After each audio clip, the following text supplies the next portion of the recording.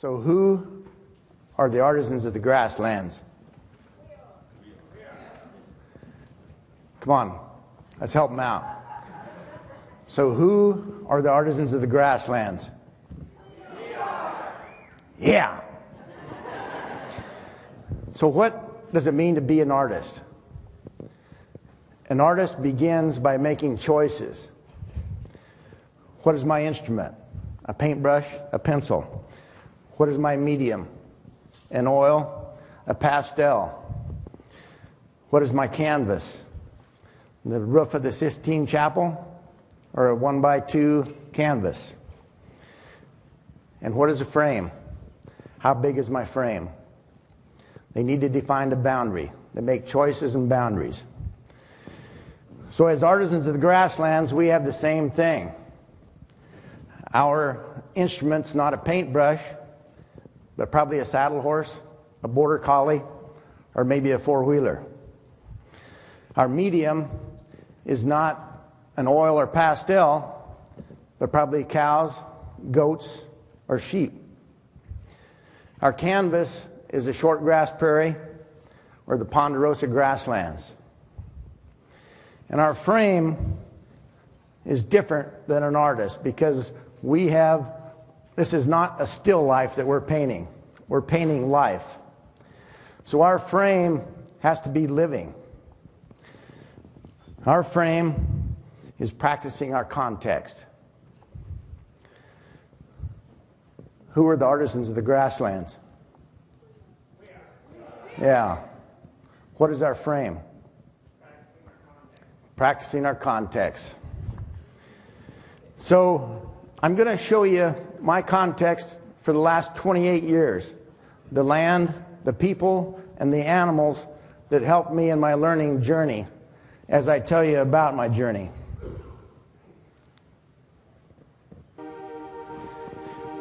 I first went to my first holistic management seminar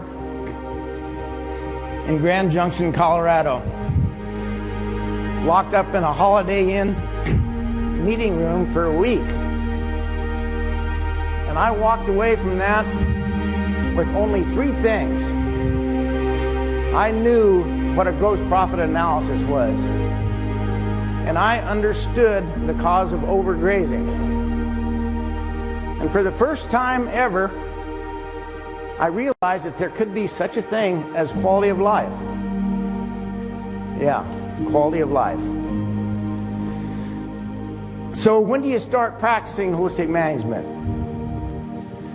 I know so many people that have been through all the training and they still are trepidatious. They still haven't begun practicing. They say, well, I don't get it yet. So for me, I went home and I just started using those 3 things. A gross profit analysis. I was in a tough situation. I had an 85% debt to asset ratio. Now the economists and professors and books would tell you I had no chance of survival. But because of the gross profit analysis, I did. I understood that I didn't need to own cows. I understood that I could start a custom grazing business and sell that grass for more money than I could owning cows if I had to borrow all the money. So the basis of that custom grazing business allowed me to grow from running 800 cows to 2,200 head over the next 5 years. And that wasn't on the same piece of land. We leased land. And we started out charging 80% of the state non-irrigated pasture price. And by the end, we were charging a 30% premium, and we had a waiting list of thousands of head of cattle that people wanted to come run on our place. So just by having that one thing, I got the ranch turned around on debt. So overgrazing. The best marginal reaction was to combine herds. So we took 6 herds of cattle and we put them into 4 herds. Then we took 4 herds and put them into 3 herds. And we realized if we're going to be able to mimic nature in this world, in this land pattern ownership that we have, we need to have a land plan. So by just getting the concept that stopping overgrazing is mimicking nature, led me to learning to do a land plan. So begin the practice with what you have. Quality of life, I was still just aware. I didn't get it. I was thinking about it though. I thought about it differently, and it brought a little more balance into my life. So my lesson there is the power of beginning with just whatever you have.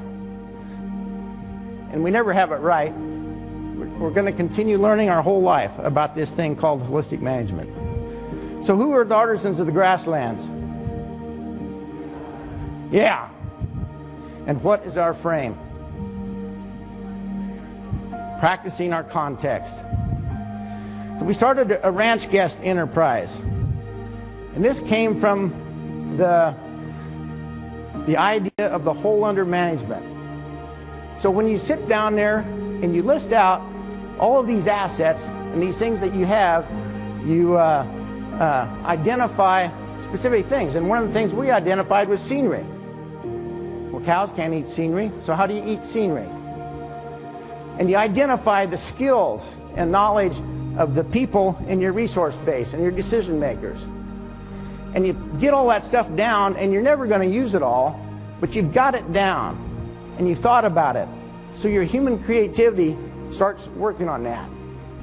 And so we started a ranch guest business. And most people knew how to ride horses.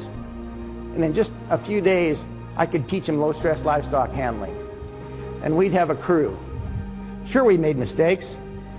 One time, I had convinced myself, there were about 10 of us, I convinced myself that we could move 1,200 head of cow-calf pairs through this pasture with 1,000 head of yearlings in it. Well, we had a wreck. So the next day I went to the BLM. I said, you know, we were just going to be in that pasture a little too long. We were going to be overgrazing. So I think maybe we ought to just throw them all together so we can shorten up our time. He said, sure, that sounds good. When do you want to do it? Yesterday. So who are the artisans of the grasslands? And what is our frame? Practicing our context. My wife led me to the next big understanding and learning holistic management, that diversity is always good. She wanted to get some milking dairy goats. I said, sure, fine. But there is no way you will ever see me milking one of those goats.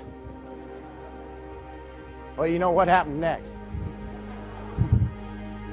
So they didn't make much money. We do our financial plan. We do our enterprise analysis of the goats. I said, you know, these things just aren't making any money. We need to get rid of this enterprise.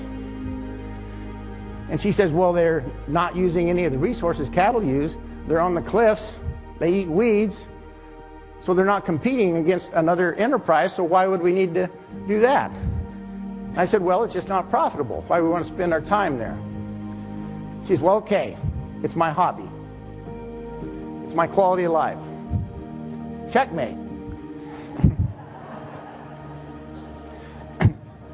But realizing that that diversity was good made us realize other things. We'd been managing grazing to get more beaver for a long time. The university came in and did a study, and where we had beavers, we had 70% more species of songbirds and 50% more population than where we didn't have beavers. We added more pathways of harvesting sunlight energy. The 94 drought, we thought was a bad drought in 94. In hindsight, we learned it was just a warm-up drought. But the Fish and Wildlife guy called me after their assessment in the winter. He said, you know, every elk in that country is on your ranch. So what? We'd increased our stocking rate by 160% by then. So diversity is good. We're at the epicenter of the most dense viable population of sage grouse in the United States. We had 10 years of studies, 3 master's degrees on our place studying how grazing worked with sage grouse. The biological weak link of sage grouse was the early brood rearing stage, where the 10 days of the life cycle of the first chicks when they're born. They need forbs and insects. If you plan grazing, one of the first things you get is forbs. And you start managing your mineral cycle, moving every 10 days so you don't have to use insecticides. You have insects to feed them. So diversity is good. And if you have an endangered species, it's just a red flag telling you that you need to fix something. Who are the guardians of the grasslands? What is our frame? If we have a problem, we ask, what can I add? Not what can I remove for diversity. Then we got into a lawsuit. I had some partners. When I first went in, did holistic management, I didn't have the skill or knowledge on how to get them involved in doing a holistic goal at that time. They would laugh and joke about holism what? So it was probably inevitable that we were going to have a wreck. But we had a contract that gave us the right to buy out any partners that wanted out. We tried to execute that, but it took a long time. It took a 2-year lawsuit. But I learned the power of understanding the financial planning processes in holistic management and a log jam. A log jam tells us if there's anything preventing your progress, you have to allocate all of your energy, all of your creativity, and all of your money to that because you cannot move forward. So in a really frustrating time, we knew that we just couldn't move forward until we got taken care of that. So many of you might know Sally Calhoun, who's here. We finally got to settlement, and my attorney says, okay, we got settlement, but we have to show up to the judge with a check to pay this off. So you have 2 weeks to get $1 million. I went home that night. I sat down and I wrote on a paper 5 names. I started at the top of the list and started calling these people. I only made it down to 4 names, but 3 of the 4 said yes. And one of them was Sally Calhoun, and Sally understood holistic management, so we didn't have to get into that situation again, where you're dealing with somebody that doesn't know about decision makers. Who are the guardians of the grasslands? And what is our frame? So then we needed to develop our practice. And we'd spent a lot of time isolated. Andrea and I got a certified educator course. And when we were in Africa, these guys talked about management clubs, and they were miles and miles apart. And we'd never really thought about that. When we came back, we started a management club with Jim and Daniela Howell, and Zach and Shannon Jones. And so the 3 of us would go to one another's place 2 or 3 times a year. And what I learned out of that is it takes support. It takes support to do the rigorous planning that we have to do if we're going to practice holistic management, and the rigorous execution. And it takes support to think through our holistic context. Everything about holistic management is evaluating your whole under management, which is constantly changing, and deciding actions and things you're going to do to achieve your holistic context. So thinking that through, we need support. Who are the artisans of the grasslands?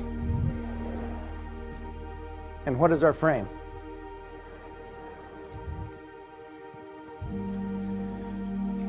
So then we came to a situation. A guy called me up on the phone. He's from North Carolina, and he wanted to buy our ranch. He bought out 6 of our neighbors. I said, no, it's not for sale. Andrew and I talked about it afterwards, and we realized, that's an action. That's not to be in your holistic context. We had in our holistic context that we would live and die on Twin Creek. So I lived there 31 years, which was actually 15 years longer than anyone that had lived there since the land left the Indians, the hands of the Indians. And we sat down and we went through our holistic context, identified the values, and realized that maybe we weren't living in the best place. So our whole under management at that time, we had residual debt from the lawsuit. We had 6 years of the worst drought in recorded history. In 2002, we had 5 inches of rain. In 2006, we had 3 inches of rain. And it was tough. When we first started grazing, we increased our stocking rate about 160%, and we cut that in half through this drought. After 6 years of drought, we were about 80% of our baseline. And it didn't matter that a lot of our neighbors at 25%, and it's all relative. So I've always heard, in winter sports and travel, you can make 2 mistakes. The third mistake kills you. So we had this residual drought, or this residual debt, and we had 6 years of the worst drought in history, and we didn't know how long the drought was going to last. Maybe it was the new normal. So we had asked, what is at risk? What is at risk if we stay here and we don't make it? Number one, my mother's retirement. She had all her retirement money in the ranch. My daughter was going to college. Might risk not being able to get her through college. I wanted to pay Sally back. I'd been around ranching enough to know that it could be a death spiral, and maybe we wouldn't even come out with that. And I was getting older. It wasn't as easy for me to get on a horse and get in a long trot for 2 or 3 hours as it used to be. So these risks were values. And that's what we learned in that, is that that quality of life is value-based and not place-based. So we moved to Oregon.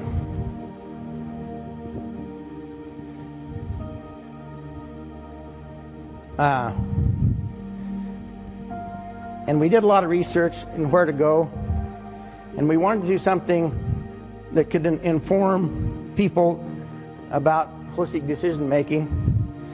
It's much more than just grazing planning. So we identified 2 properties. One was the conservation reserve property that hadn't been grazed for 23 years. In doing that research, we found out that in that county in Oregon, 60% of the checks for the conservation reserve program leave the county. 40% leave the state.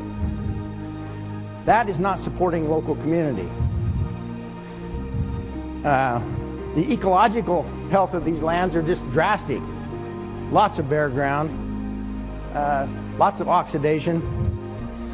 So we set out to start grazing CRP and see if we can demonstrate that it's more sustainable economically, ecologically, and socially.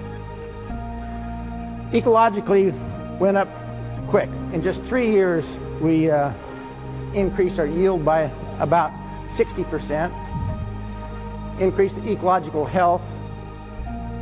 In year 5, we tipped over making more money than the CRP check was. The CRP check was $45 an acre. In year 5, we made $30 an acre from grazing and $20 an acre from timber. The other property we bought had to do with an endangered species. We had so much fun with the sage grouse that when we moved, it was one of our priorities to be in the middle of an endangered species habitat. So we bought a place that had water on the one of the 4 highest priority salmon streams in the Pacific Northwest. And then we started trying to figure out how do you manage this water so that you can support diversity. Well, the limit is the hot season.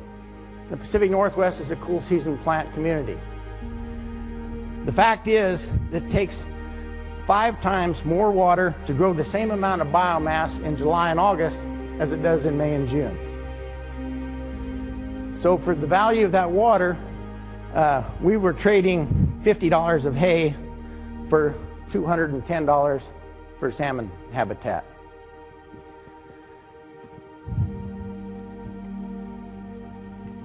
Who are the guardians of the grasslands?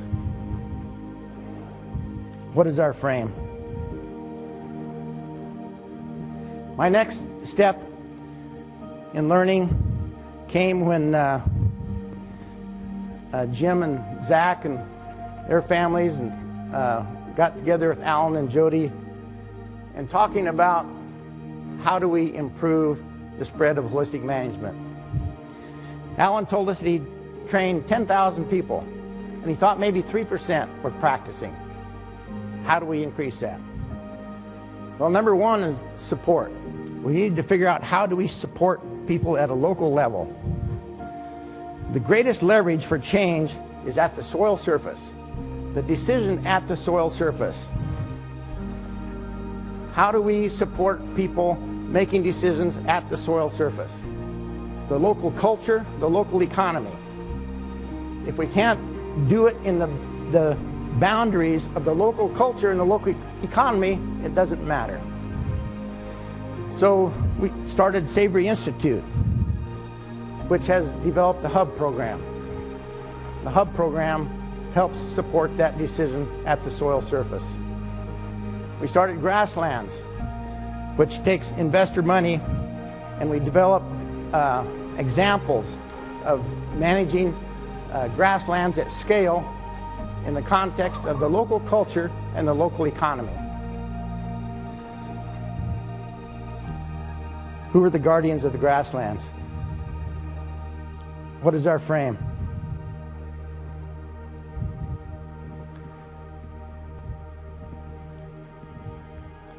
So I think we need to come up with something to support these hubs.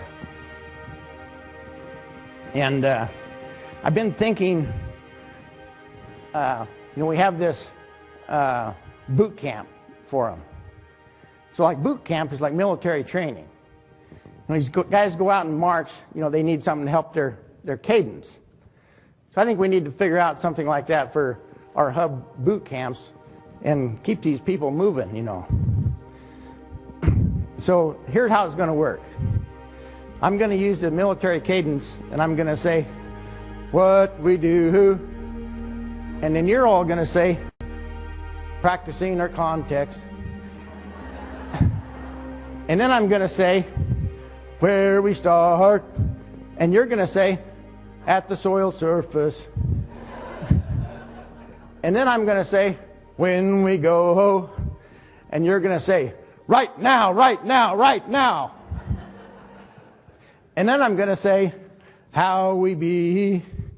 And you're going to say, with bold humility. So the first one is who we are, so who we are, guardians of the grasslands. I need to try that again. Who we are. Yeah. What we do. Where we start. When we go. How we be. Thank you.